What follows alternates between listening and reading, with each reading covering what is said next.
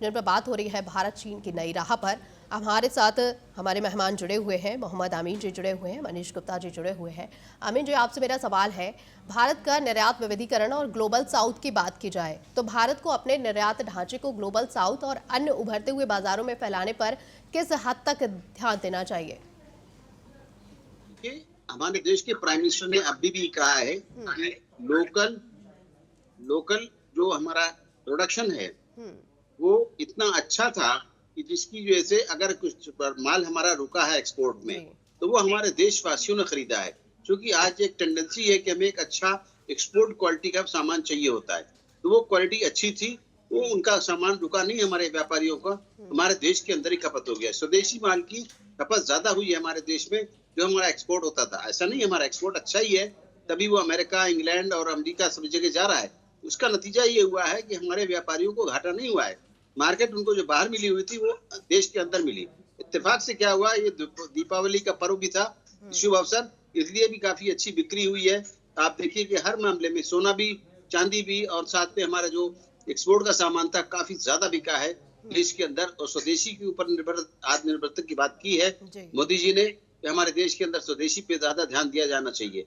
अगर हम अपने देश के अंदर ही देखा जाए तो हमें निर्यात की ज्यादा आवश्यकता नहीं, जितना कि हमारे देश में खपत हो सकती है।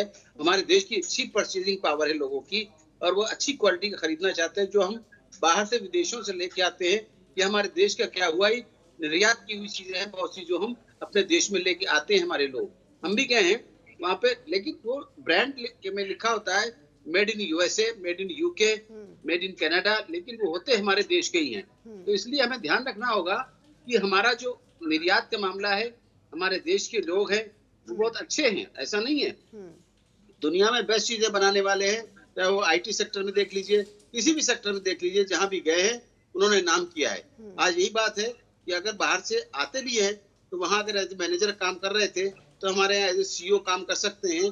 उनकी भी चाहत हमारे देश में वापस आने की तो बड़ी कहीं ना है। कहीं कहा जा सकता है कि हमें अपने चीज़ों पर ज़्यादा भरोसा करना चाहिए, बजाय कि किसी और पर हम और डिपेंडेंट नहीं रह सकते हैं। साथ ही साथ मनीष जी भी हमारे साथ जुड़े हुए हैं। मनीष जी, अगर भविष्य में चीन में मांग घटती है या फिर राजनीतिक तनाव बढ़ता है तो भारत के लिए वैकल्पिक रणनीतियाँ क्या हो सकती हैं इस बार? देखिए, भारत चाइना प्लस वन की नीति पे काम करेगा।